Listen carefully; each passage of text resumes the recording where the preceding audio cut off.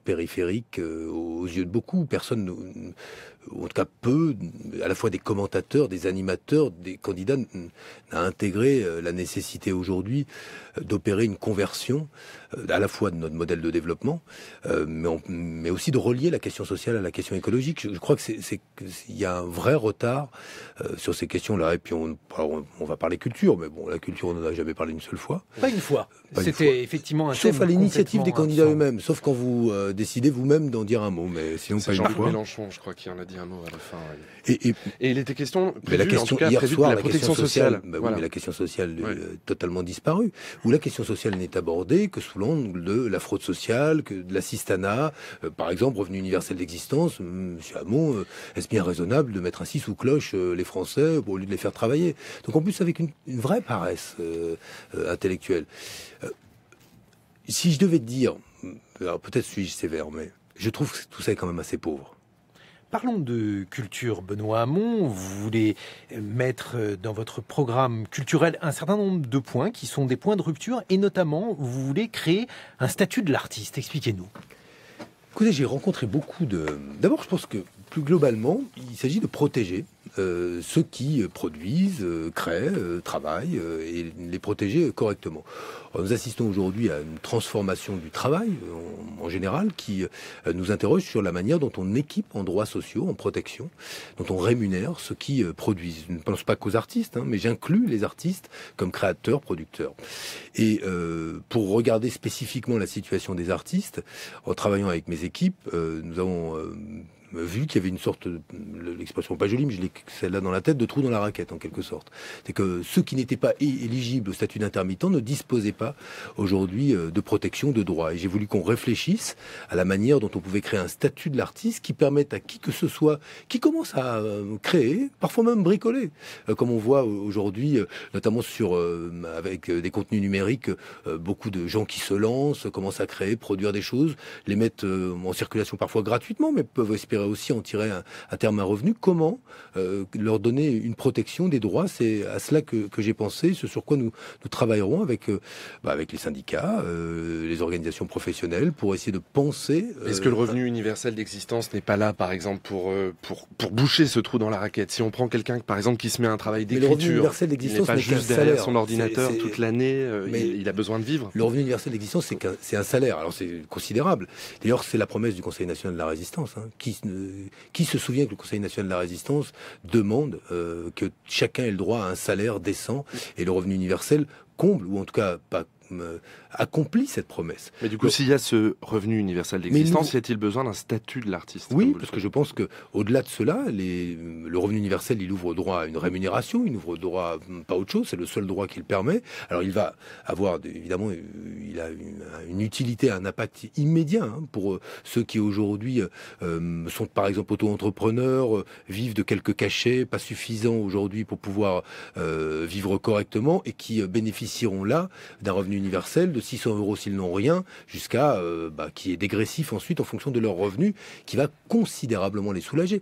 Ce qu'on ne dit pas, c'est en quoi le revenu universel va bouleverser l'organisation de notre société. Il y a des territoires, nos montagnes, nos campagnes, où on va remettre de l'activité. Il y a des projets qui étaient mornés parce qu'on n'avait pas le temps ou les revenus pour pouvoir les porter jusqu'au bout, qui seront désormais portés jusqu'au bout. Et dans le domaine culturel et artistique, particulièrement, parce qu'ils ne voient pas la précarité dans ce secteur, qui est un frein à la création, qui est un frein finalement à l'accomplissement de ce qui a été une idée, une fulgurance, je ne sais quoi, une pensée, et qui peut se traduire dans une œuvre artistique, et qui aura été interrompue par le fait c'est difficile de créer quand on n'a rien à se mettre dans la bouche. Benoît Hamon, vous souhaitez également lancer un grand plan pour les arts à l'école. En quoi consisterait-il, ce grand plan? Alors, il est global, mais il commence déjà par dire que si nous mettons l'accent sur l'éducation artistique et culturelle, et du plus jeune âge jusqu'au lycée, il faut aussi prendre des initiatives qui vont au-delà du contenu de l'éducation artistique et culturelle dans le temps scolaire. Moi, je veux qu'en CP, il y ait une inscription obligatoire en bibliothèque. Je veux que nous prenions en charge l'inscription de tous les enfants à une bibliothèque dès le CP. Pourquoi? Parce que même si les usages en matière de lecture vont changer par le numérique, soit, il faut aujourd'hui que le contact avec les livres, que le contact avec la littérature en général, avec les bouquins, pour faire simple, ce contact, il aille au-delà de ce que l'on vous met entre entre les mains ou à la maison, ce qui arrive mais ce qui n'arrive pas. Moi, je suis un enfant d'une famille où on ne m'a jamais mis un livre entre les mains. Et puis, ce qu'on vous met entre les mains à l'école. Et je veux, moi, que ce lien entre les livres et les enfants puisse se faire à travers un cheminement qui est celui de chaque enfant, parfois dans la bibliothèque, qui vous amène à faire des rencontres, parfois des rencontres inopinées avec des livres, et de manière à ce que les familles puissent aussi, à travers cela, décider elles-mêmes peut-être d'aller à la bibliothèque, mais plus tard de prolonger cet abonnement à une bibliothèque ou cette inscription à une bibliothèque. Mais au-delà de cela, il me semble que ça s'inscrit dans une logique qui est celle des droits culturels. Moi, je crois beaucoup à cette idée des droits culturels dans son double sens. Le droit à avoir accès à la culture, à des créations, à des œuvres, au contact avec des artistes, mais le droit à exprimer sa propre culture. Et j'ai voulu aussi l'incarner dans ces fabriques de la culture, dont je veux mailler le territoire, notamment les territoires où il existe peut-être des déserts médicaux, mais aussi des déserts culturels, qui doivent être des lieux de production, de rassemblement, de création, là où on pourra héberger des artistes en résidence, mais surtout des lieux dans lesquels les citoyens d'un territoire non pas consomment de la culture, mais viennent eux-mêmes fabriquer de la culture comme... Il n'y a pas de rupture dans ce projet-là, Benoît Hamon. Il n'y a pas de rupture. Là, vous vous inscrivez dans la continuité de ce que fait Audrey Azoulay depuis un an au ministère de la Culture, de ce que font les socialistes au gouvernement. À une nuance près. Parce que la réforme des rythmes scolaires a permis ça déjà, un accès à la culture, l'enseignement. Oui, de manière contrastée, il va falloir améliorer tout cela et le perfectionner. Mais à une nuance près, il faudra que les concours publics au financement des politiques culturelles soient considérablement augmentés. Moi, j'ai fixé un objectif, ce qui est de porter les concours publics. Je ne parle pas du budget de l'État dans ses différentes formes. Il n'y a pas que le budget du ministère de la Culture, les Affaires étrangères, l'Éducation nationale, aujourd'hui finance de la culture, mais qu'on aille à 1% du PIB. L'ensemble des concours publics, c'est 17 milliards d'euros aujourd'hui. Pour aller jusqu'à 1% du PIB, il faut monter jusqu'à 21, 22 milliards. Donc ça veut dire 4 à 5 milliards de plus.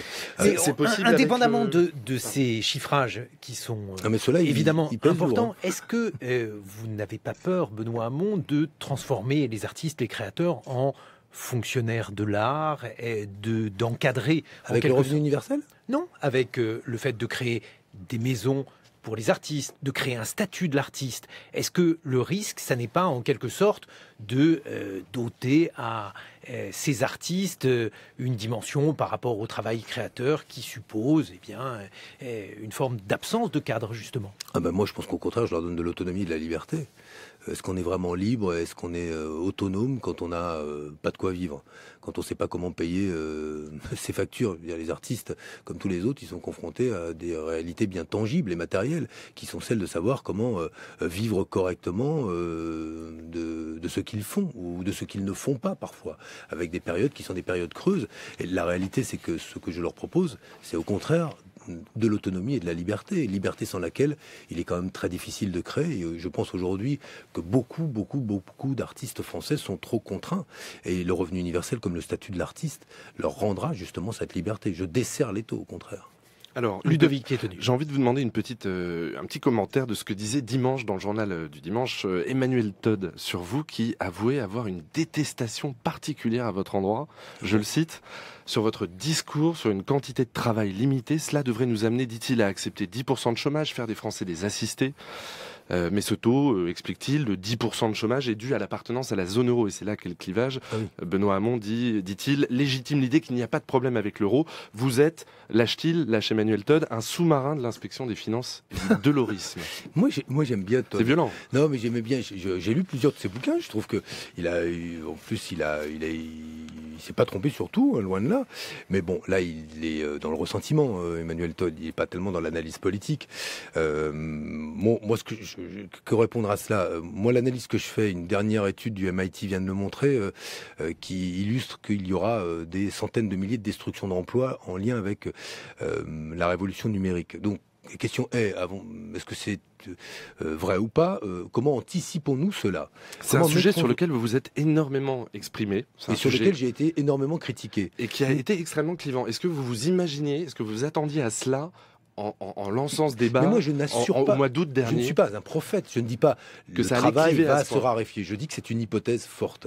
La question est comment maîtrisons-nous cette transition pour faire en sorte que si le travail se raréfie dans des métiers de service qu'on connaissait et où on voyait hier des caissières qui disparaissent parce qu'on y met à la place des portiques, comment fait-on aujourd'hui pour investir dans ces fameuses filières d'avenir? Alors, il n'y a pas que le numérique. On remplacera pas tous les emplois peu ou pas qualifiés qui vont disparaître par des community managers, des ingénieurs informatiques. Il faut donc améliorer les secteurs, les services à la personne, la santé, le vieillissement, qui ne voit pas qu'on a besoin de plus de personnes pour s'occuper des personnes âgées dépendantes dans les maisons de retraite, les métiers culturels. Bref, il y a beaucoup de secteurs dans lesquels on peut faire beaucoup d'emplois. Mais indépendamment de cela, il y a quand même une bonne nouvelle. La bonne nouvelle, c'est que tout ce dont nous avons besoin, nous, pour vivre, nous allons pouvoir le produire, et même ce qui nous est superflu, nous le produirons avec moins de travail humain nécessaire. Et moi, je le vois comme une bonne nouvelle. Donc pensons le partage du travail qui nous permettra demain d'organiser notre vie entre ce travail, peut-être plus rare, mais que l'on partagera, et ce temps libéré qui sera là un temps utile pour nous-mêmes, pour nos familles. Est-ce que vous comprenez que c'est un discours qui passe parfois mal dans une usine, par exemple, automobile, où en fait ce sont les cadences qu'on a augmentées, on n'a pas du tout partagé le travail. Mais je conçois bien, mais parce on est aujourd'hui dans une société un peu folle, où le travail est devenu si important pour vivre, qu'évidemment on ne veut pas le perdre, et l'idée même qu'on puisse envisager le partage du travail, ça donne l'impression que vous allez laisser aussi un bout de votre salaire et donc un bout de votre autonomie, de vos conditions d'existence.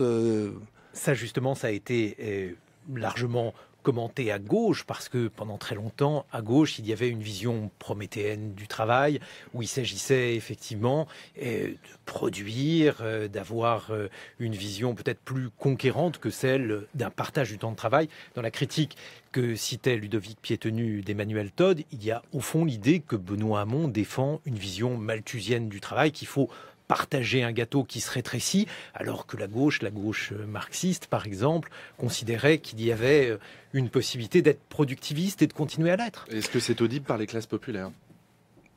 Je crois d'abord qu'elles le vivent, le partage du travail. Non, il y en a 6 millions qui sont inscrits en Pôle emploi. Vous croyez ça, c'est pas le partage du temps de travail. De facto, c'est le partage du travail. C'est le gâteau est partagé entre les actifs et aujourd'hui ceux qui aimeraient bien travailler ne travaillent pas. Moi, ce que je constate, c'est qu'après, la question qui nous est posée, puisqu'il faut pas, il y a le travail, il y a l'emploi. Le travail, il peut se faire en dehors de l'emploi. Le revenu universel reconnaît aussi un travail hors emploi. Parce que qui ne voit pas aujourd'hui ce qu'est le travail de millions de bénévoles, par exemple. Donc moi, je veux aussi, oui, qu'on aborde la question du travail dans comme une acception plus large. Donc, à la question qui m'est posée, est-ce qu'il y a une rupture par rapport à la tradition de la gauche? D'abord, non, ce débat a toujours existé au cœur de la gauche. Moi, je pense qu'on peut être parfaitement utile socialement quand on produit. On peut en tirer même de l'estime de soi, fort heureusement. Mais je constate aussi que ceux qui en parlent avec beaucoup de sérénité sont ceux qui vont bien. Sont ceux qui sont heureux au travail, sont que ceux qui se lèvent le matin pour venir faire un travail dans lequel ils s'épanouissent. Et vous parlez de la valeur travail avec cette joie dans la langue et dans la bouche qui moi parfois m'émeut. Mais si les lois travail n'étaient pas faites que par des gens heureux d'aller travailler le matin, peut-être qu'elles seraient utiles aussi à ceux qui ne sont pas toujours contents d'aller travailler, de prendre un salaire, mais qui aujourd'hui souffre au travail. Benoît Hamon, il y a eu un certain nombre d'idées échangées. Vous êtes beaucoup appuyé sur des intellectuels. Vous citez Bourdieu, par exemple, sur votre programme culturel. C'est pas très original. Entouré d'économistes. Non, mais vous le citez. Ça pourrait aussi vous être reproché. On pourrait considérer que votre vision de la culture est une vision qui est, comment dirais-je, unilatérale. On aurait pu citer une vision peut-être plus élitiste de la culture. Vous avez fait un choix, vous citez Pierre Bourdieu en matière de démocratisation culturelle. Est-ce que vous avez l'impression que la campagne des idées a eu lieu? Est-ce que vous avez l'impression que cette campagne présidentielle, de ce point de vue-là, s'est déroulée de manière satisfaisante? Malgré nous, oui. Malgré nous, oui. Malgré oui, vraiment, je vous le dis. Je pense, par exemple, le revenu universel est venu poser une question qui est une question qui a fait discuter toutes les familles le dimanche. D'ailleurs, une enquête récemment montrait que la seule idée nouvelle de l'élection présidentielle que les Français ont retenue, c'est celle-là. Est-ce que ça s'est pas arrêté fin janvier, à la fin de la primaire de la gauche, avec le début des affaires Fillon? Non, je crois que ça continue. En creux, fort heureusement, il y a l'écume de la vague, c'est l'affaire Fillon, mais derrière... La concomitance, c'est fin janvier. Oui, mais la société, elle continue à évoluer. se transformer et les idées à elles-mêmes à mûrir. Donc oui, il y a un débat présidentiel qui est navrant. Vous croyez qu'on en parle encore à table dimanche en famille? Oui, le revenu universel, je pense que c'est une des questions. Et je crois qu'une autre question est en train de progresser, c'est celle qui concerne notre modèle de développement. C'est-à-dire? Écoutez, moi je prends cet exemple parce que j'en ai pas beaucoup d'autres, mais il est tellement frappant. Moi, quand le directeur de l'école de mes filles me dit écoutez, aujourd'hui, vos enfants ne courent pas dans la cour de récréation, parce que si les enfants courent, ils tombent malades, le jour des épisodes de pollution atmosphérique, allez interdire à des enfants de courir. Il y a une très jolie... je suis pas fan de tout ce qu'a fait Pierre Rabhi, mais il a une très jolie phrase qui disait... La question n'est pas de savoir seulement quelle planète nous allons laisser à nos enfants, mais de savoir quelle jeunesse nous allons laisser à la planète. Dans nos écoles, on apprend aux enfants à pousser les bureaux contre les murs au cas où il y ait un terroriste qui veuille venir les tuer. Dans nos écoles, on apprend aux enfants à ne pas courir, à un enfant à ne pas courir, vous rendez-vous compte, parce qu'il pourrait tomber malade parce que l'air est pollué. Quelle est la jeunesse que nous sommes en train de fabriquer?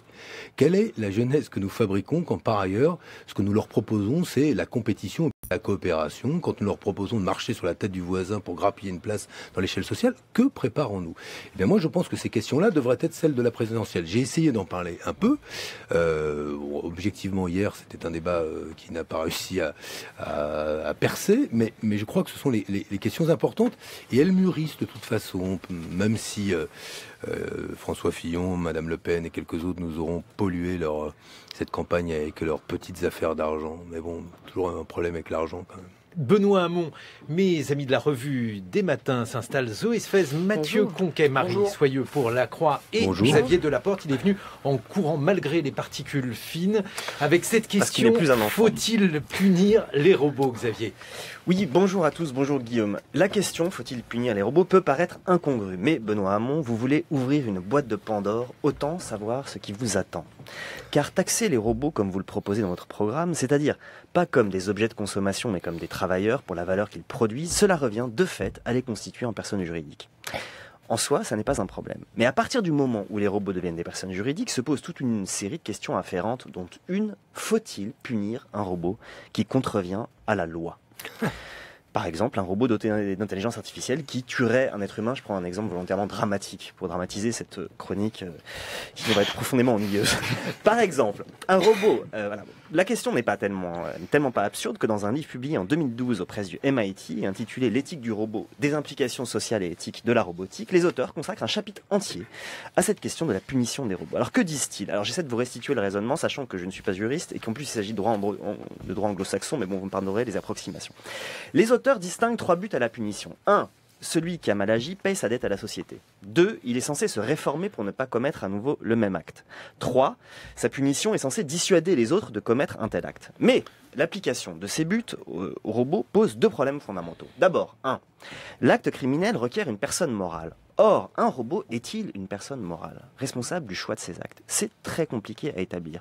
Mais pour les auteurs, il n'y a aucune opposition théorique au fait qu'un robot puisse être doté d'une personnalité. Et comme le degré d'autonomie de cette personnalité dépendra de l'intelligence artificielle qu'il commandera, et vous savez comme moi que les intelligences artificielles développées aujourd'hui sont auto-apprenantes, c'est-à-dire que les robots se développent différemment selon les expériences qu'ils vivent, si tant est que le terme vivre soit adéquat, constituant des formes d'individualité qui échappent à ceux qui les ont programmés, il reviendra donc selon eux aux juges d'évaluer la responsabilité du robot au cas par cas, selon des modalités qui restent à définir. Après tout, on fait ça avec les humains déjà. Le problème, c'est que un robot n'est pas un humain. Est-ce gênant? Non, puisqu'il existe un modèle d'entités non humaines qui peuvent être des personnes morales, les entreprises. Pour autant, un robot est-il comme une entreprise? Pour une part, oui, parce que comme dans une entreprise, la responsabilité peut être partagée entre plusieurs acteurs, celui qui construit le robot, celui qui l'a programmé, celui qui l'a testé, etc. Mais il y a une grande différence entre un robot et une entreprise. Un robot a un corps, soit matériel, soit symbolique, pour le cas d'intelligence artificielle non incarnée. On en arrive donc au second problème fondamental. Si un juge considère un robot responsable d'un acte criminel, comment le punir? Est-ce que cela a un sens d'infliger aux robots des peines semblables à celles qu'on inflige aux humains, comme la privation de liberté? Qu'est-ce qu'il en a à faire, le robot, d'aller en prison ou de porter un bracelet électronique? Il n'est pas certain qu'une contrainte à l'encontre du corps du robot soit la plus efficace. Par ailleurs, vous vous dites, en m'écoutant, régler simplement la question en débranchant le robot, Ben non, c'est pas possible ça. C'est pas possible parce qu'à partir du moment où il est constitué en personne juridique, le robot est doté de droits, parmi lesquels son intégrité corporelle. Par exemple, les juristes travaillent actuellement au fait qu'il soit interdit de torturer un robot. Faut-il imaginer des peines adaptées aux spécificités du corps robotique? Lesquelles? Je vous laisse rêver à cette question. 2 artistes, par exemple, ont imaginé une punition consistant à obliger un robot coupable d'avoir fait du mal à un homme à écrire indéfiniment « Je ne ferai pas du mal à un homme ». Mais indéfiniment.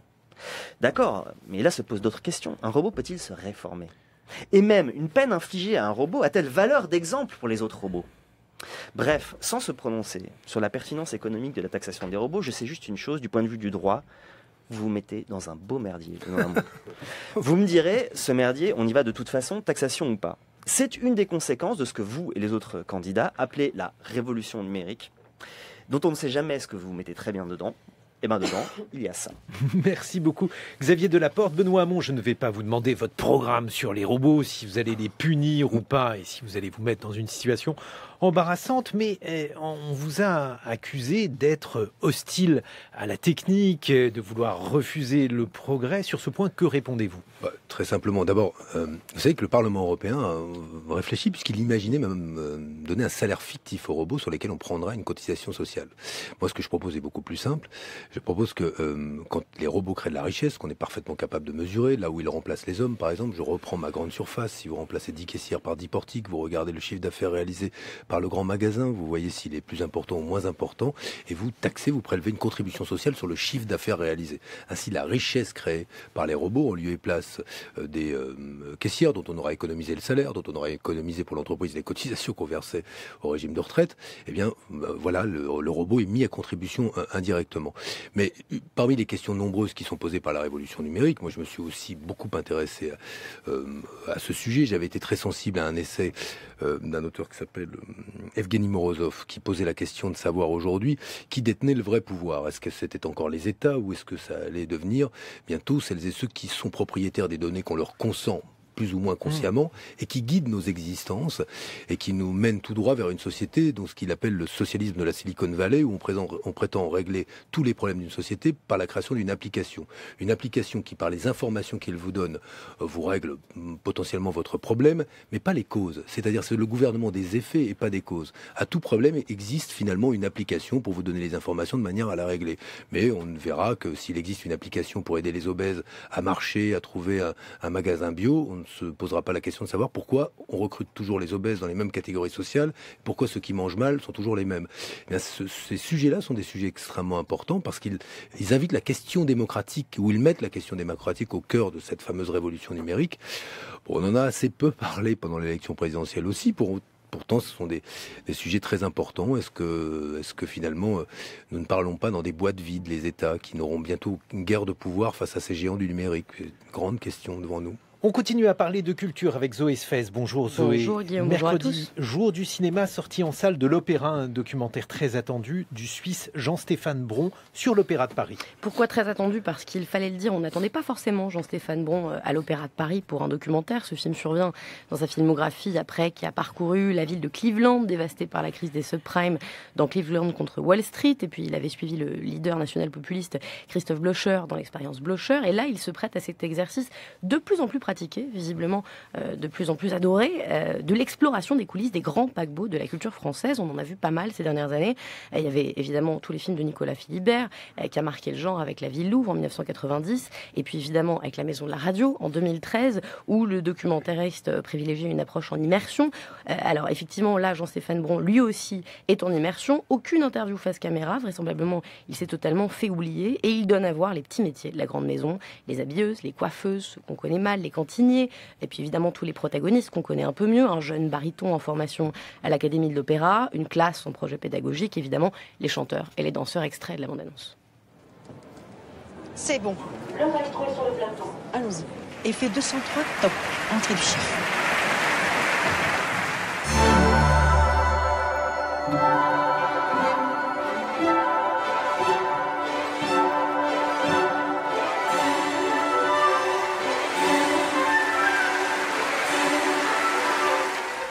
Bienvenue dans cette belle maison qu'est l'Opéra de Paris. Voilà, on va passer une saison ensemble. I am from small village in Russia. Vous aimez Paris? Bastille. Voilà. 40 en dos. Un documentaire qui se veut politique, Zoé Sfez. Oui, c'est sûrement là qu'il se distingue, par exemple, d'une approche comme celle de Nicolas Philibert. Il explique lui-même, d'ailleurs, Jean-Stéphane Bron, la dimension politique de ce film. Elle est dans l'art en lui-même, puisque l'opéra, ceux qui ne le savaient pas le sauront, c'est une bataille entre la scène et la musique, voire une scène d'anthologie dans le film d'affrontement entre les chœurs de l'Opéra de Paris et le metteur en scène Romeo Castellucci, qui, non content de les habiller d'un costume peu commode, de leur imposer un taureau sur scène, veut les faire chanter dans le fond. Et là où Nicolas Philibert ne filmait pas la direction, Jean-Stéphane Bron ne quitte jamais Stéphane Lissner des yeux. C'est d'ailleurs l'arrivée de ce charismatique directeur à l'Opéra de Paris, avec des ambitions notamment en matière de production, qui a donné au réalisateur le désir de filmer l'endroit. Stéphane Lissner qui fait clairement figure de chef de l'État dans ce film, comparé à Dieu d'ailleurs par un chanteur. Il est une véritable figure présidentielle. Évidemment, on a toutes les logiques de compromis. Il négocie face aux salariés, mais aussi avec ses propres services. Il y a une scène d'anthologie sur la question du prix des billets qu'il veut absolument rendre plus accessible, mais aussi avec les syndicats, aidés par un montage qui use et abuse, mais pour notre plus grand plaisir, de la musique, qui est tout à la fois accompagne l'émotion, mais aussi accentue l'ironie souvent. Et Jean-Stéphane Bron suit une ligne véritablement politique. On a évidemment un écho avec un autre documentaire qui a beaucoup fait parler de lui. C'était le documentaire Relève de Thierry de Mézières, qui avait suivi le directeur de ballet de Benjamin Millepied, qui avait fini par démissionner. Ici, on suit toute la crise de l'intérieur. On peut regretter l'absence quand même de l'orchestre parmi les protagonistes du film, mais Jean-Stéphane Bron termine son film en revisitant tous les décors qu'on a vus, le bureau de Stéphane Lissner, la scène, nettoyée par celles qui sont aussi au cœur de l'opéra, à savoir les femmes de ménage. Merci Zoé Sfez.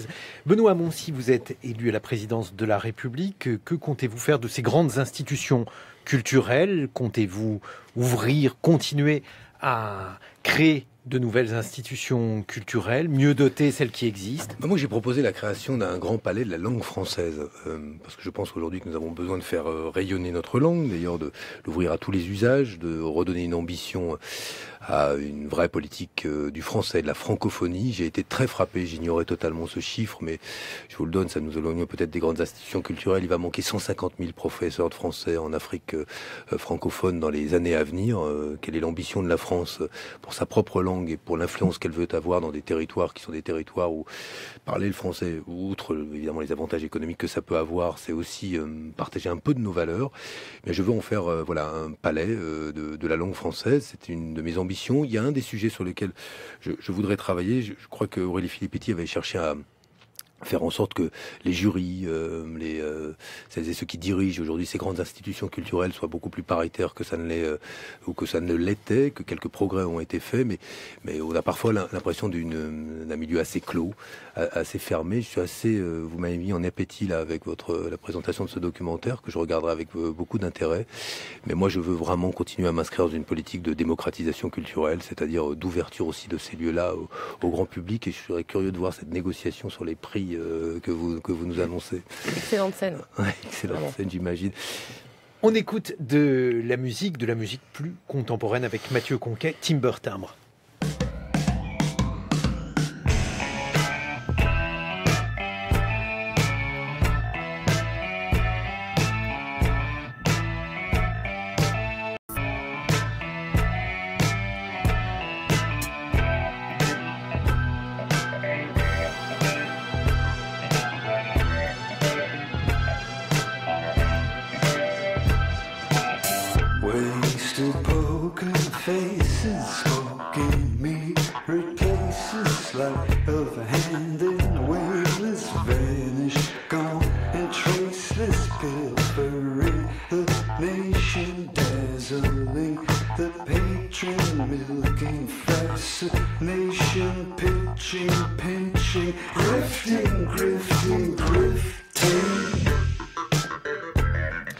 Oui, c'est pas mal, Benoît Hamon. Grifting, vous traduisez l'arnaque, ou du moins ce que l'on extorque.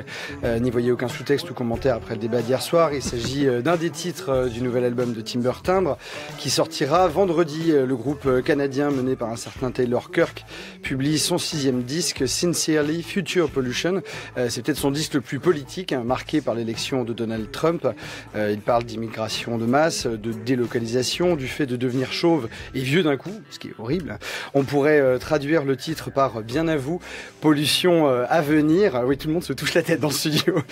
Pollution à venir, hein, comme une lettre venue du futur, une dystopie sur l'éphémère et le gâchis, à lire dans la grande interview accordée au magazine Magic. Je n'aime pas le mot, mais c'est un peu le zeitgeist, l'esprit du temps, ce qui influence les gens, ce qui n'est pas cool et qui le devient, ce à quoi on prête attention. Alors, cet album, c'est aussi une nouvelle décade visitée par Timber Timbre, puisque l'album qui les avait fait connaître en 2009 était soi-disant plus marqué par les années 50, le suivant était marqué par les années 60, celui d'après par les années 70. Cela nous conduit aux années 80 et aux synthétiseurs, et donc assez loin du timbre du bois, hein, c'est ça, Timber Timbre, dont on imaginait au départ que c'était leur marque de fabrique. Restent des instants volontiers crooner et d'autres plus proches des machines de Kraftwerk, avec cette couleur titre à l'esprit, Benoît Hamon, Bleu Nuit.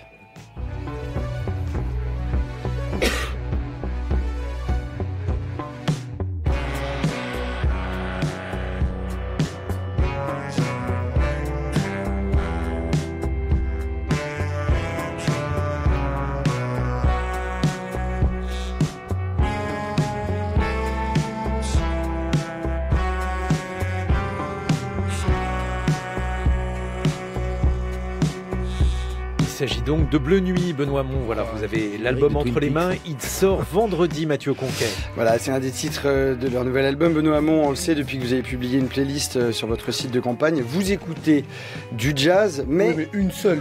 Oui, voilà. En faire plusieurs. Oui, non, mais surtout, si on regarde bien le reste, si on s'intéresse au reste, il y a d'autres informations. Quand on regardait les murs de votre bureau rue de Solferino, on voyait un poster des Tugs. Un groupe d'Angers, un groupe de punk qui était signé sur le label Sub Pop, je crois, dans les années 80. Vous avez aussi une passion pour le rap, Assassin et NTM, et surtout vous vous êtes présenté récemment à Rolling Stone, le magazine, comme un fan de Cure et des Smiths. Hein, vous disiez qu'il y avait un côté très Manchester dans votre jeunesse à Brest. Plus inattendu, vous avez même croisé Gang of Four, hein, deux des membres du groupe punk funk de Leeds, dans un entretien croisé en 2010. J'ai mis les liens, vous pourrez les retrouver. Je voudrais vous faire entendre ces mots de Timber Timbre. Timber Timbre dit avec chaleur et détachement presque: Western Questions, question occidentale, élection désespérée, campagne Halloween. Western questions, desperate elections, campaign Halloween. We relax with our love life published, slip into something obscene. We got slime and flamingos, take the number, but please don't forget about me. Western Questions par Timber Timbre, leur nouvel album qui sortira vendredi. Une question, Mathieu Conquet, pour Benoît Hamon. Et oui, je voudrais vous poser la même question que celle que vous aviez posée, Benoît Hamon, au chanteur de Gang of Four. Est-ce que vous avez l'impression qu'avec l'âge, vous avez moins de sujets de colère, ou est-ce qu'au contraire, vous vous radicalisez ? Je crois que je me radicalise un peu. mais je suis en même temps, je maîtrise mieux cela. Je pense que je m'éparpille moins. Mais je suis plus... mes colères sont plus aiguisées, oui. Mais voilà, j'essaie d'être tempérant en même temps. Plus sobre dans l'expression de celle-ci. Je pense qu'on entend, il y a beaucoup de vacarme, beaucoup de tumulte, mais... Qu'est-ce qui vous met en colère aujourd'hui qui ne vous mettait pas en colère jadis, puisque vous dites que vous êtes radicalisé? Le court-termisme. Je supporte plus ça. Je supporte plus, c'est quand le débat politique est court-termiste. Tout ça m'insupporte. Qu'on m'ait reproché de parler du long terme, qu'à gauche, j'entends encore cette tribune où je relis ces mots, le projet de Benoît Hamon sur l'Europe, signé Pierre Moscovici. Bon, il m'a expliqué après que c'était pas lui, mais beau mais irréaliste. Heureusement qu'il y a eu deux, trois dingues pour avoir le projet irréaliste de faire l'Europe, deux, trois dingues pour avoir le projet irréaliste de faire la sécurité sociale. Ce qui est incroyable, je trouve qu'on est très paresseux, quoi, voilà, et qu'on, du coup, s'intéresse au court terme, et ça m'insupporte. Marie Soyeux, notre camarade de la Croix, vous allez nous raconter des histoires. Bonjour Marie. Non, des histoires, moi jamais Guillaume, mais je vous inciterai bien à aller en écouter. Et le mois d'avril vous offre pour cela 2 occasions rêvées. D'abord le festival Mythos qui se déroule en ce moment et jusqu'à dimanche à Rennes.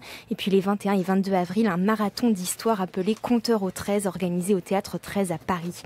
Ces 2 événements célèbrent les paroles contemporaines et nous rappellent que le conte n'est pas qu'une affaire d'hommes ou de femmes vénérables et de petits enfants au coin du feu, non. Tous les 2 illustrent au contraire les mutations du conte qui sont à l'œuvre en France depuis déjà plusieurs décennies. Prenez le festival Mythos par exemple. En 96, quand il a vu le jour, c'était en tant que festival de conteurs. Depuis, son fondateur Maël Le Goff l'a ouvert à la chanson, au récit et à ce qu'il appelle les hors-pistes, ces raconteurs inclassables. Ce qui l'intéresse, ce sont les personnes qui se demandent comment raconter une histoire aujourd'hui et osent toutes sortes d'audaces narratives sans pour autant renier nécessairement l'héritage du conte. Et quel est cet héritage, Marie ? Eh bien, commençons par rappeler que le conte n'est pas un genre, mais une pratique sociétale qui plonge dans la nuit des temps. Comme me le disait le directeur de Mythos, il y a toujours eu des moments où l'on se retrouvait pour écouter des histoires, qu'elles soient ancrées dans une époque où reposent sur des archétypes permettant d'exorciser la mort ou les différents passages de la vie. Mais cette pratique s'adapte aussi aux transformations de la société. Au XXe siècle, la France a connu un exode rural, une érosion des structures familiales et bientôt, avec la télévision, une veillée virtuelle a remplacé la veillée traditionnelle. Mais même alors, le conte a rebondi et les années 1970 ont marqué le début de son renouveau. Les conteurs ont investi les bibliothèques, les foyers ruraux, des festivals ont été créés. Dans les années 80, on a observé un passage à des formes plus contemporaines et parfois à des emprunts au théâtre, costumes, lumière ou décors, tout en conservant l'adresse directe au public qui caractérise le conte. Ces nouvelles pratiques se sont insinuées sur les scènes de théâtre qui avaient jusque-là boudé la pratique, voyant en elles quelque chose de passéiste. Et depuis les années 2000, c'est l'influence du documentaire et du récit de vie qui se fait sentir. De quelle façon ?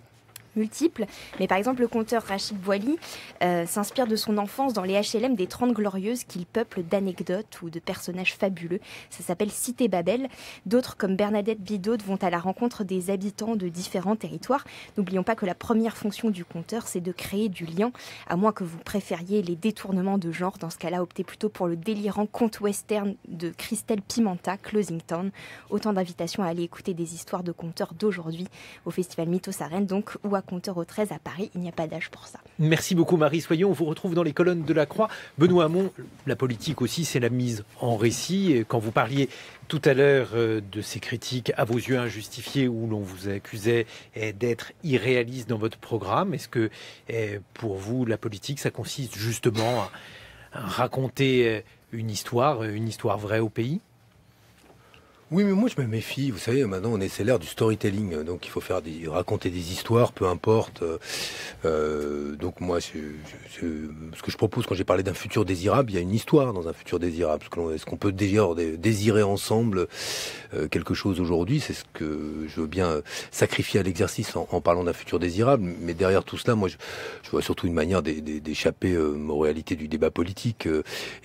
Hier soir, on était l'exemple. Il faut raconter des histoires. Moi, je pense que j'ai pas envie non plus de raconter seulement un conte et on a des décisions à prendre démocratiques avec des choix lucides, responsables de la part de citoyens qui ont des options mises sur la table. Une des marques de notre époque, c'est que beaucoup de responsables politiques parlent au nom de la vérité. Moi, je laisse ça aux philosophes ou aux curés. Et je propose qu'une option à des citoyens adultes qui peuvent choisir ou pas de prendre cette option, mais je ne parle pas au nom de la vérité. Voilà, je trouve ça encore très médiocre de se revendiquer de la vérité, sauf à accepter que celui qui n'est pas d'accord avec vous soit un menteur. Et si c'est un menteur, il faut le combattre et on finira par transformer des adversaires politiques en ennemis. Voilà, c'est encore une des marques des dangers de notre époque, tout cela. Et signé philosophe Chantal Mouffe. Merci beaucoup d'avoir été avec nous, Benoît Hamon. Merci à toute l'équipe.